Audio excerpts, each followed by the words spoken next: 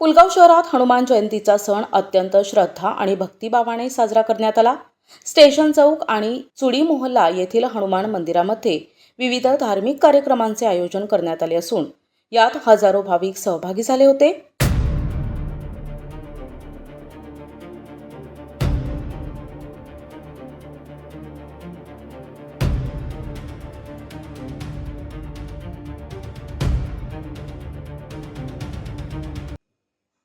हनुमान जयंतीच्या पूर्वसंध्येला स्टेशन चौकातील मंदिरात प्रसिद्ध भजन गायक लड्डू बरेठिया यांच्या भजन संध्येने आणि हनुमान चालिसेच्या पठणाने भक्तिमय वातावरणाची निर्मिती झाली।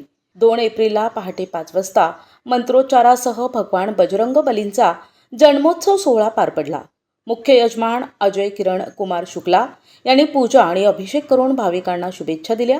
दुपारी 12 वाजता महाबली हनुमानजींना भोग लावल्यानंतर स्टेशन चौक आणि चुडी मोहल्ला परिसरात महाप्रसाद वितरणाला सुरुवात झाली।